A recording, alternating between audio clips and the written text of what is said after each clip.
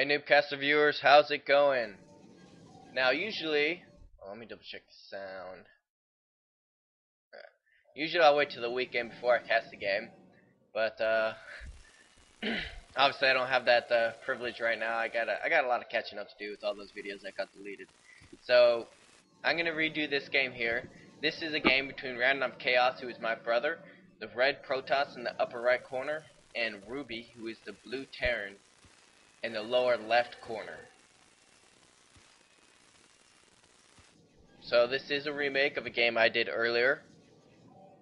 It's an email my brother sent me. This was, I believe, the second episode I did. So I'm gonna go through the episodes, redo those, make sure those all get done, and then I can start redoing the ones I had set as a free cast. So like I said, it's good and bad. I mean, it's good because now once I redo these videos, they're all gonna be in high def.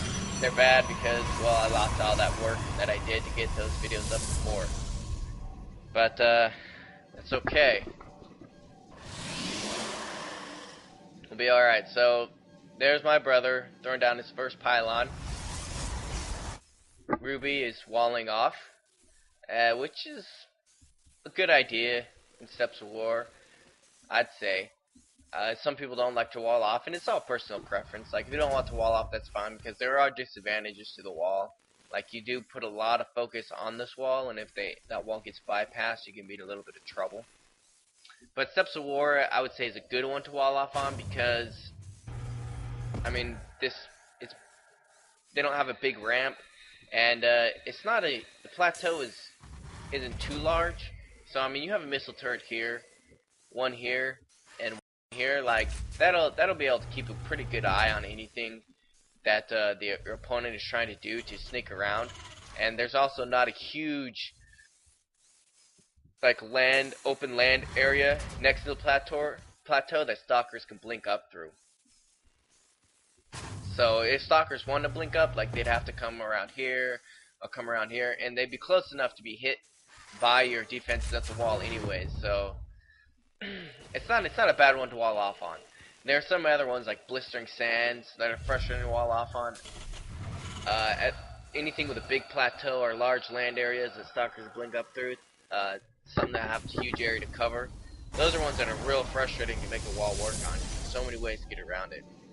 But this one, there isn't so many. It's pretty straightforward, and you have a second high ground, which allows you to defend from here if you so desire, which helps defend this expo. I know, I'm not sure if it's on this one, but I know something I never do, but some Terran players do is that they'll try and wall off at the second, or at the entrance to the natural expansion, and that'll give them access to both expansions, fairly unchallenged. But it is a bit of a stretch to wall off between both expansions, and it's a lot more to defend. So pros and cons there. I never do it. I just wall off in the first one. That's just what I stick with. So we do have some reconnaissance done. My brother Random Chaos hasn't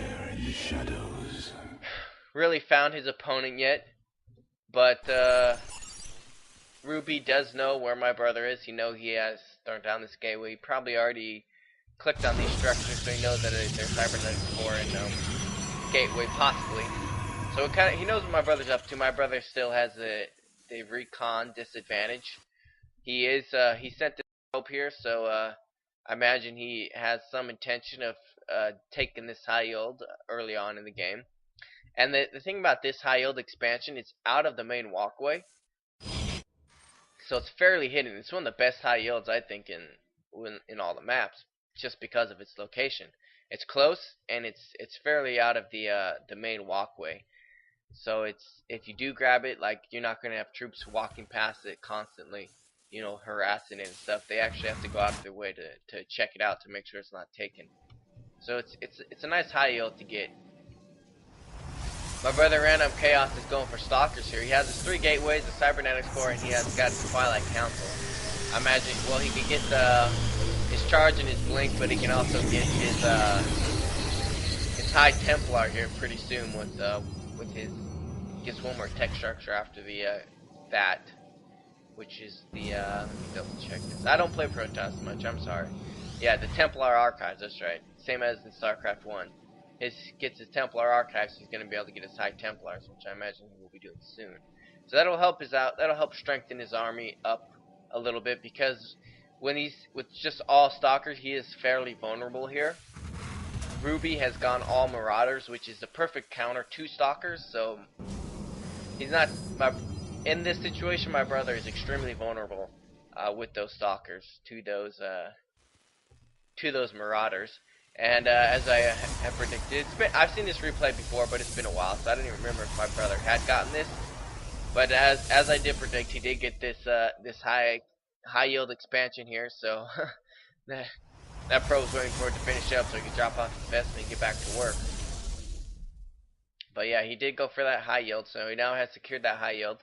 That gives him an economic advantage over Ruby. He has my brother has 25 probes, so Ruby's 22, but he does have chrono boost, so that probably did help him boost out a few more probes there. And now that he has this high yield, his economy is gonna accelerate past Ruby's fairly quickly. Here's Ruby building a nice wall with supply depots. For whatever reason, I mean, they bust down this and then they have access through here. So I don't know, whatever he wants, you know, that's cool. You know, maybe he could run a little creative and put the wall like all around here, and then it would like double his defense. Whatever floats his boat. I mean, do what you want with supply depots.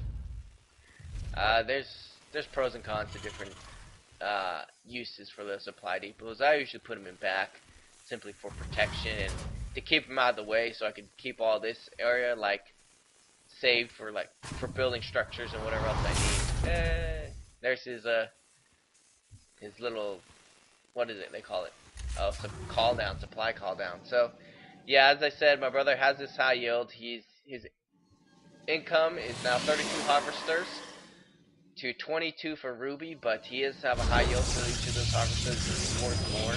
He has about 1100 a minute compared to Ruby's 620 a minute. So my brother it's not in too bad a shape as far as income goes. He has gotten his Twilight Council down now as Ruby continues to build Marauders. So for my brother to have any kind of effective counter against the army that Ruby is building, he is going to need to get out some of those High Templars quite a bit, because Marauders are fairly resilient. You need a couple storms to take them out with those High Templars. And if your opponent is good at micro, then it's going to take quite a bit more. So, but if you do catch your opponent with those storms, they can do a lot of damage to those Marauders, and that's exactly what my brother is going to need to protect himself against these Marauders, since he doesn't have any air units at the moment, or immortals or anything like that. He's just going for straight Stalkers. 4-gate builds, mass Stalkers. So that's what my brother's plan is right now. He hasn't done any recon either, so that's definitely not good. He doesn't know what his opponent's doing, so he isn't going to be able to get counters to his opponent's build, which is Marauders. And Ruby, on the other hand, doesn't have any. He's done a little bit more recon. He probably, pretty sure he did a scan. I just missed it, and that's probably how he picked up on those Stalkers, and that's why he decided to stick with his Marauders. So that he's going for most of the Stalkers. But he is building Hellions as well. So I mean, maybe for Zealots, or maybe he wants to do some probe harass or whatever his plan is here. He threw down a Nether command center and threw up an orbital command on that command center. So he is finally getting his first expansion as soon as he lifts that up and places it. Both sides have been fairly passive for the time being. Not very much activity as far as harassment or attacks go. There goes another scan. He did see these High Templars